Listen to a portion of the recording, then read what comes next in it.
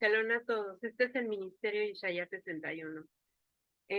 Hoy estamos hablando de la parashá número 9, como lo hemos hecho en el transcurso de la semana. Esta se llama Vayesh Besher, que significa se estableció y se asentó. Hoy nos toca la porción número 4, la lilla 4, que abarca de Génesis 38 del versículo 1 al 30. Y vamos a comenzar la oración. Padre bendito de la gloria, gracias te damos, Abba, por este día que nos has concedido. Te pedimos que abras nuestro entendimiento, que nos ayudes a entender de tu palabra, que nos ayudes, Padre, a que el rema caiga en nuestras vidas, Señor, que podamos abrir nuestro entendimiento en todas sus dimensiones, Señor. Que la sabiduría salga de ti, Padre, de tu boca misma. Que seas tú bendiciéndonos con esa palabra, Señor, que llene nuestros vientres, que podamos fluir, Padre, en ella, y que seas tú derramando bendición sobre todo aquel que escuche estos audios. Gracias te damos, Padre. Quita toda venda, Padre, que no permita ver tu verdad. Quita todo obstáculo, Señor. En el nombre de Yeshua te lo pedimos y bendecimos. Bendito eres tú, Señor, dador de la Torah. Gracias, Padre. Te alabamos, te bendecimos, te exaltamos y que seas tú hablándonos a través de tu palabra. Gracias, Padre eterno de la gloria, en el nombre poderoso de Yeshua HaMashiach. Ok, la palabra comienza en el capítulo 38. Vamos a cambiarle aquí no le cambiamos, desde el verso 1. Aquí nos habla de Judá y Tamar. Dice, sucedió por aquel tiempo que Judá se separó de sus hermanos y visitó a un adulamita llamado Girá. Y ahí vio Judá a la hija de un cananeo llamado Súa. La tomó y se llegó a ella. Ella concibió y dio luz un hijo, y le puso por nombre Concibió otra vez y le dio a luz un hijo y le puso por nombre Onán. Aún dio a luz otro hijo y lo puso por nombre Selah. Y fue en que Sid que lo dio a luz. Entonces Judá tomó mujer para su primogénito, la cual se llamaba Tamar. Pero primogénito de Judá, era malvado ante los ojos del Señor, y el Señor le quitó la vida. Entonces Judá dijo a Onán, llégate a la mujer de tu hermano y cumple con ella tu deber como cuñado, y levanta descendencia a tu hermano. Y Onán sabía que la descendencia no sería suya, y aconteció que cuando se llegaba a la mujer de su hermano, derramaba su semen en tierra para no dar descendencia a su hermano, por lo que hacía era malo ante los ojos del Señor, y también a él le quitó la vida. Entonces Judá dijo a su nuera Tamar, quédate viuda en la casa de tu padre hasta que crezca mi hijo Sela. Pues pensaba, temo que él muera también como sus hermanos, así que Tamar se fue y se quedó en casa de su padre.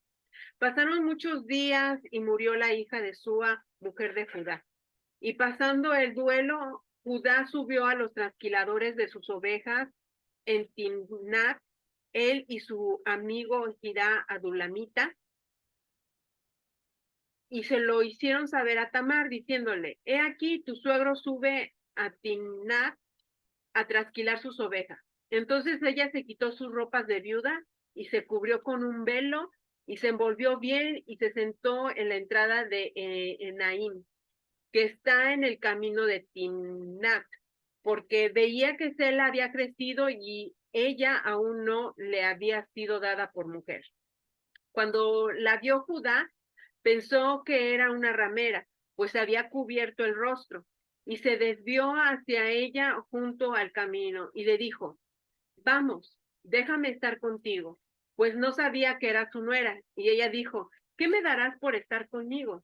Y él respondió, yo te enviaré un cabrito de las cabras del rebaño. Y ella dijo, ¿me darás una prenda hasta que lo envíes? Y él respondió, ¿qué prenda tengo que darte? Y ella dijo, tu sello, tu cordón y el báculo que tienes en la mano. Y él se los dio y se le entregó a ella, y ella concibió de él. Entonces ella se levantó y se fue, se quitó el velo y se puso sus ropas de viuda. Cuando Judá envió el cabrito por medio de su amigo el adulamita para recobrar la prenda de mano de la mujer, no la halló y preguntó a los hombres del lugar, diciendo, ¿dónde está la ramera que estaba en Naín, junto al camino? Y ellos dijeron, aquí no ha habido ninguna ramera. Y él volvió donde Judá y le dijo, no la encontré, y además los hombres del lugar dijeron, aquí no ha habido ninguna ramera. Entonces Judá dijo que se quede con las prendas, para que no seamos causa de burla. Ya ves que envié este cabrito y tú no la has encontrado. Y sucedió como a los 3 meses informaron a Judá diciendo, tu nuera Tamar ha fornicado, y, y he aquí, ha quedado encinta a causa de las fornicaciones. Entonces Judá dijo, sacadla y que sea quemada.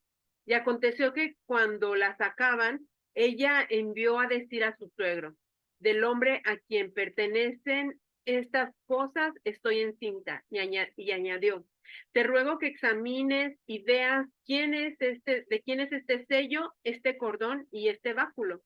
Judá los reconoció y dijo, ella es más justa que yo, por cuanto yo no la di por mujer a mi hijo Sela, y no volvió a tener más relaciones con ella. Y sucedió que al tiempo de dar a luz, he aquí, había mellizos en su seno. Aconteció además que mientras daba luz, uno de ellos sacó su mano y la partera la tomó y le ató un hilo escarlata en la mano, diciendo, este salió primero. Pero he aquí, sucedió que cuando él retiró su mano, su hermano salió. Entonces ella dijo, ¿qué brecha te has abierto? Por eso le pusieron por nombre Fares. Después salió su hermano que tenía el hilo escarlata en la mano y le pusieron su nombre Sara. ¿Quieres comentar? ¿Y terminó? Ajá, ahí termina. Bueno, pues aquí hay mucho de qué hablar. Vemos que aquí la historia pone como una separación porque estábamos viendo acerca de la historia de Joseph, cómo, cómo fue raptado y vendido. Y ahora pasamos a ver la historia de Yehudá.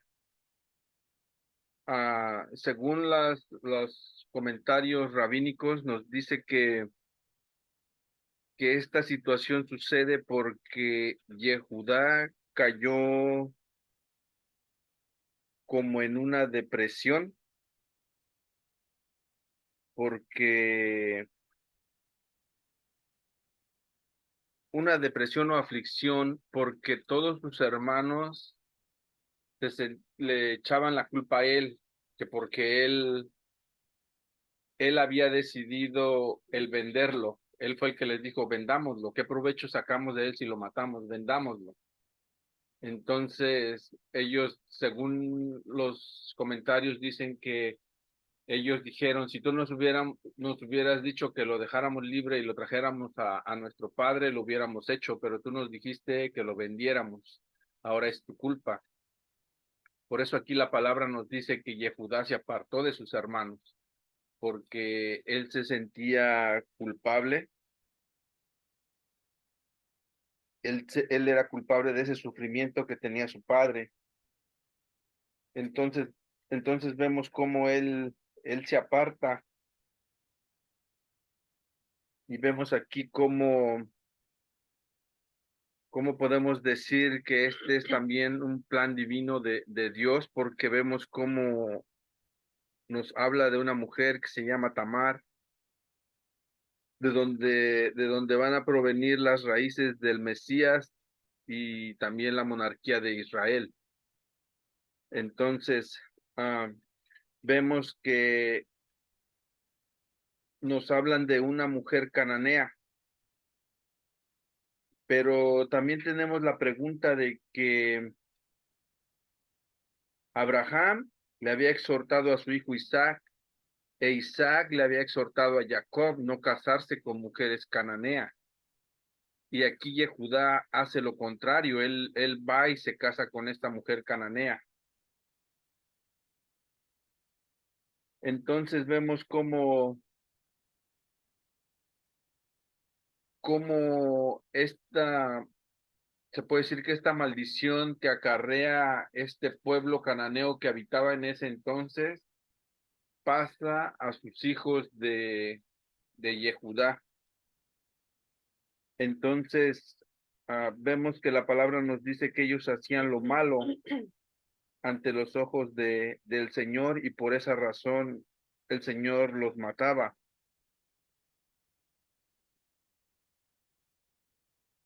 Entonces, vemos que más adelante del versículo 6 al 10, los hijos de Yehudá se casan con Tamar. Esta mujer Tamar es hija de Shem, el hijo de Noa. O sea que Noa es su abuelo de Tamar. Y ella, yo creo que se puede decir que revelación divina de Dios, le pone en su corazón que ella va a tener esa descendencia de reyes y sacerdotes de su vientre, porque recordemos que de ahí van a ser la descendencia del Mesías. Entonces, de una forma u otra, ella quería quedar embarazada de la descendencia de Jehudá, de sus hijos, pero ellos hacían lo malo. Después, más adelante, vemos que cuando muere el primer hijo, eh, Jehudá le dice al otro que se tiene que casar con ella para dar descendencia a su hermano. Esto es lo que le llaman el levirato. ¿Cómo se llama eso? Ley del levirato. La ley del levirato, que consiste en que si una mujer se casa con un hombre y el hombre muere sin dejar descendencia, su hermano que le sigue se puede casar con ella para dar descendencia al que se murió, no a él mismo, sino que son hijos del que descendió. Por eso dice la palabra más adelante que el otro sabía que no iban a ser sus hijos, espiritualmente iban a ser hijos de su hermano, por eso él no la dejaba embarazada, sino que terminaba afuera, dice la palabra. Entonces, vemos que esto es parte de lo que ellos como pueblo cananeo traían acarreando en su descendencia. Después, más adelante, nos hablan de la unión de Tamar y Jehudá, pero nos habla de que él subía a trasquilar sus ovejas. En la tradición, en este tiempo, en este periodo, o lo que acostumbraban era cuando se trasquilaba las ovejas, era como que hacían una fiesta, una pequeña fiesta para los pobres, a los cuales eran invitados, y me imagino que ahí había de tomar o no sé, porque eh, vemos que Yehudá se mete con Tamar pensando que es una prostituta, pero también debemos de recordar que él no estaba haciendo nada ilegal, porque en este tiempo la prostitución era permitida, así como el casarse entre hermanos, como lo hizo Jacob, que se casó con las dos hermanas, asimismo estaba permitido porque todavía no existía la ley, la Torá como tal. Entonces, eh, en la época que él vivió, todo esto estaba permitido, así como también no existía lo de comida kosher, porque todavía no había sido entregada la Torá como tal. Entonces, cuando, cuando él se mete con ella, sí, él se siente culpable porque él dice, bueno, yo la quiero asesinar sin siquiera investigar quién es ella, hasta que ella dice de la persona a la que le pertenecen estas cosas, es de quien yo estoy embarazada. Entonces, ella queda embarazada de Yehudá y tiene dos mellizos, en el cual nos explica más o menos la misma historia que pasó con Rebeca cuando estuvo embarazada, que había una pelea, pero aquí no hubo pelea, sino que como que empujó uno al otro, porque la palabra nos explica que uno sacó la mano primero, al cual le pusieron la cinta roja, como que él iban a ser primero. Entonces el otro empujó y salió primero. La razón por la cual nos dice la palabra o los sabios dicen es porque del que empujó, de ahí tenía que salir la descendencia del Mesías. Entonces vemos otra vez la intervención divina del Señor ahí, moviendo las cosas como cuando los primogénitos reciben la bendición, cuando Jacob bendice a los hijos de José, que los bendice cruzados. O sea, otra vez aquí, bueno, aquí por primera vez se ve, o segunda vez, tercera vez se ve cómo el Señor vuelve a intervenir conforme a su voluntad, como a su plan divino. Amén. Es como ese círculo que el Señor le gusta siempre hacer, todo lo que fue será. Entonces, sí, ciertamente ahí vemos cómo todo se mueve, retomando lo que el comentario de mi esposo, eh, cómo Judá no se casó con alguien de su pueblo, sino se casa con una cananea. Y nosotros conociendo el contexto de los cananeos sabemos que si la madre era cananea, sus hijos podían heredar, porque la mayor parte del tiempo tenía que estar su mamá con ellos, lo que iban a pensar, lo que iban a hacer, la manera de actuar de los hijos, iba a ser evidente de que no iba a ser igual que Judá, que esos valores no iba a tener, no los iban a tener ellos. Entonces, a mí lo que se me viene a la mente es esto. En esos tiempos, muchas de las mujeres no querían quedar embarazadas por medio de que se les deformara la figura. Inclusive el libro, no recuerdo si es de Hacer, habla también de ello, donde uno de los esposos le da a tomar a su esposa una pócima para que no quedara embarazada, siendo que ella quería quedar embarazada, para que no quedara embarazada y no perdiera su figura de su esposa.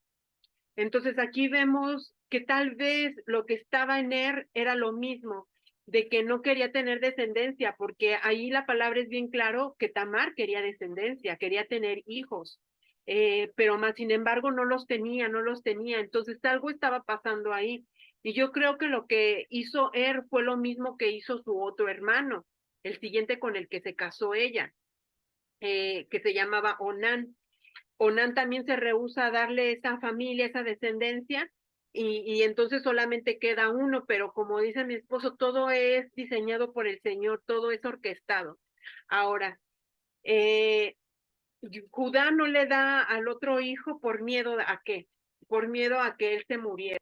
Vemos que no se lo da. Pero entonces Tamar busca la forma de que ella quede embarazada.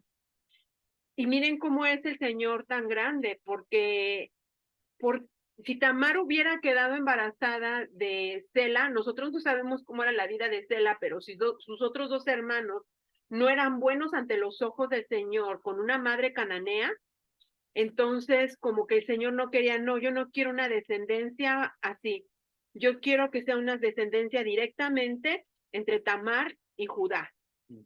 Entonces ahí vemos plan orquestado del Señor, que fue tan perfecto lo que él hizo. Ahora, ahí vemos cómo Tamar sabe cómo llegar, porque sabe de cómo que taparse la cara es como una prostituta. Ella lo hizo para acercarse digamos la palabra, su suegro, para encontrarse con su suegro y que su suegro, el Señor le pusiera eso de estar con ella.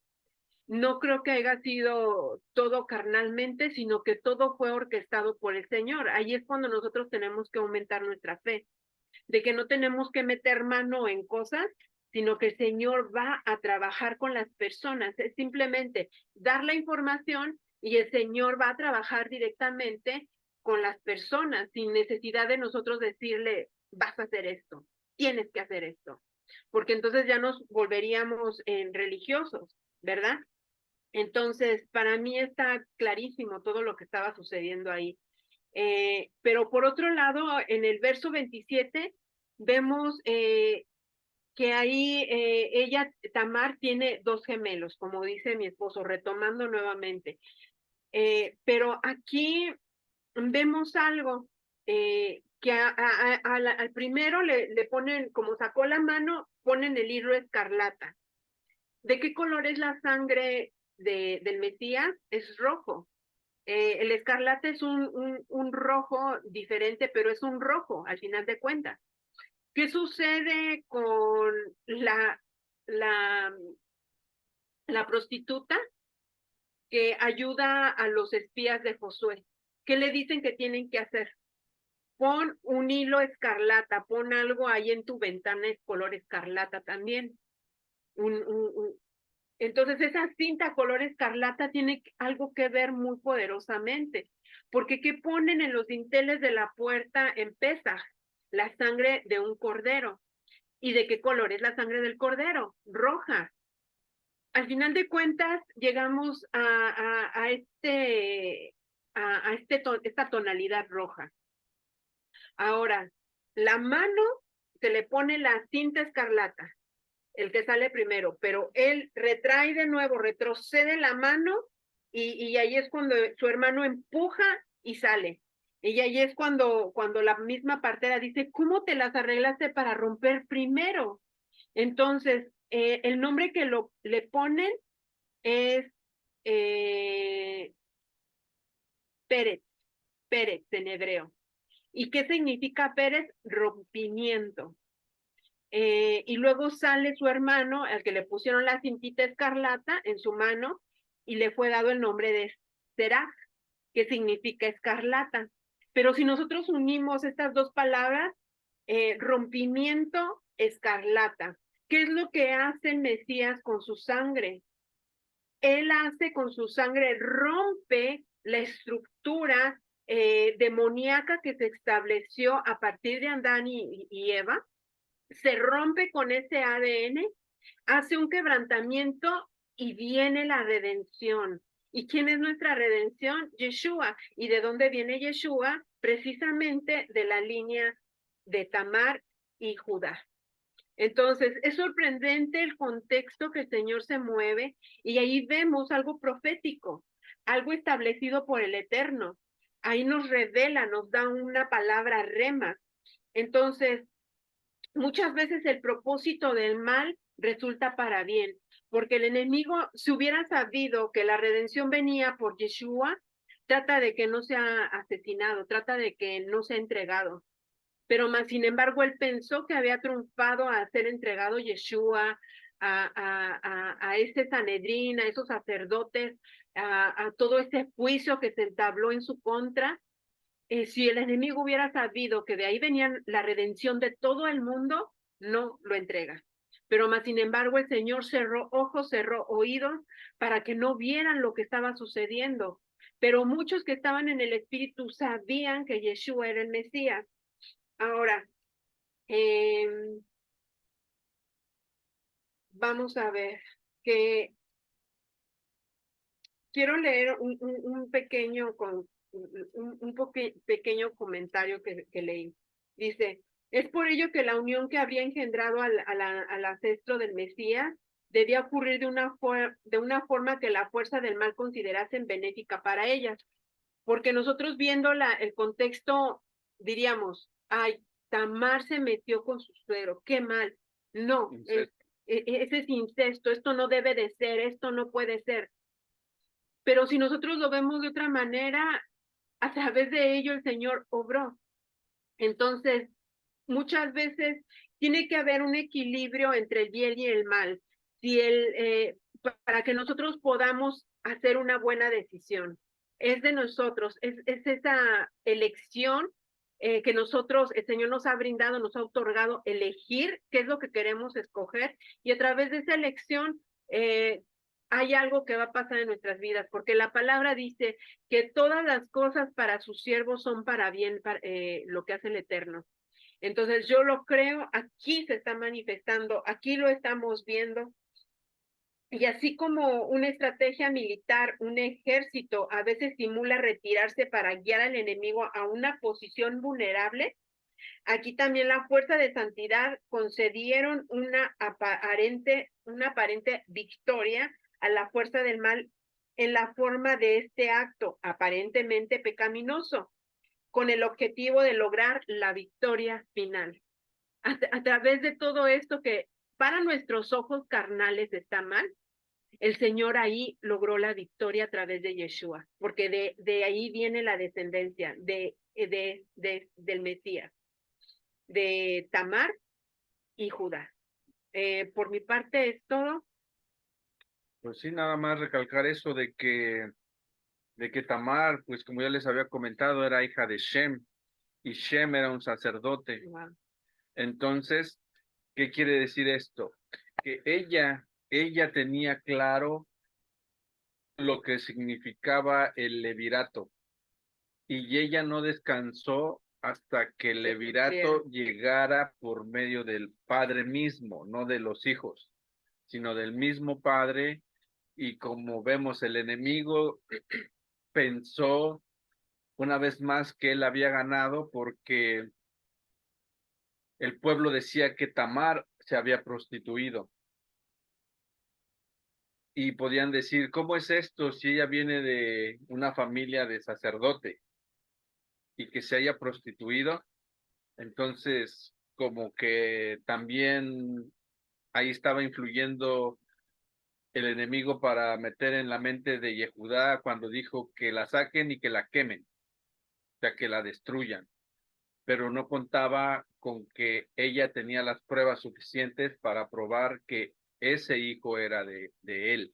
Amén. Y de ahí saldría el redentor del mundo. Y esa sabiduría que hubo en ella en guardar esas cosas y pedirle eso a él, porque, o sea,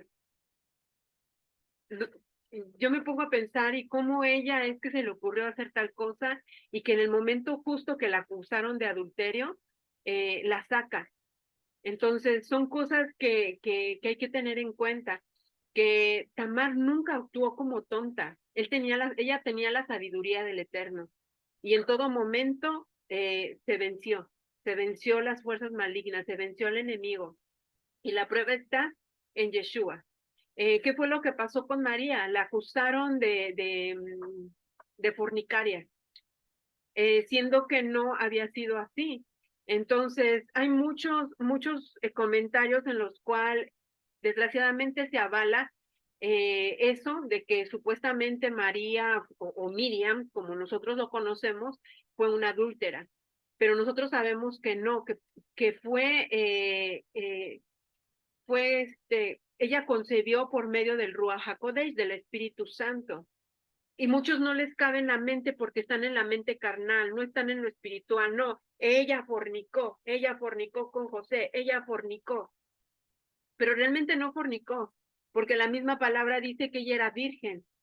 Entonces ella, virgen no quiere decir que estaba intacta, sino que en el hebreo es que ella estaba en una edad en la cual no podía tener hijos. Entonces, si eso estaba pasando, imagínense todo el milagro que el Señor hizo en Miriam y todo lo que ha pasado. Entonces, para mí esto es más para confirmar nuestra fe. Preparémonos en todo lo que es la fe. ¿Algún comentario más? No, no. Ok, entonces terminamos con este último comentario. Vamos a comenzar a orar y que el Señor nos abra nuestro entendimiento más y más, porque la palabra muchas veces cuando no usamos los comentarios, cuando no usamos la Mishnah, cuando no usamos nada de ello, lo desechamos porque viene de los judíos, estamos perdiéndonos de la riqueza que el Eterno nos puede ofrecer a través de eso. Está una revelación. Entonces, cuando sabemos los contextos, la historia, eso enriquece demasiado. Entonces, vamos a comenzar la oración. Padre bendito de la gloria, te damos gloria y honra. Gracias, Padre, porque tus planes son perfectos. Tú siempre, Padre, orquestas las cosas tan perfectamente a favor de tus hijos. Y te pedimos, Padre, que nos perdones si en algún momento te hemos fallado, eh, no hemos sido obedientes a ti, Señor, obedientes a tu palabra. Te pedimos perdón y que nos redicciones, Señor, nuevamente hacia el lugar donde tenemos que ir, Señor, para dar al blanco. Gracias te damos, Señor, que seas tú llegando a los corazones, al entendimiento de cada persona que escuche o vea este video, Señor, bendícelos con tu presencia. Haz que ellos puedan entender más de tu palabra, Señor. Y a nosotros, Padre, ménguanos, síguenos usando, Padre. Nosotros queremos servirte, Señor. No queremos engrandecernos. Tú sabes, Padre, que no queremos estar a la vista de todos, pero hay cosas, Padre, que se tienen que enseñar, se tienen que aprender. Y este medio, Padre, es por el cual tú has escogido para que se empiece a mover tu palabra y llegue hasta los confines de la tierra, así como dice tu palabra, que tiene que cumplirse, Señor. Gracias, Padre, te damos y que seas tú obrando y bendiciendo a cada familia en el nombre poderoso de Yeshua HaMashiach. Amén. Bueno, que tengan un bendecido día y esperamos que le den like, que nos ayuden, como siempre. Parezco disco rayado, pero necesitamos de verdad difundir la palabra de nuestro Padre eterno. Gracias a todos y que tengan un bendecido día y shalom a todos. Bendiciones.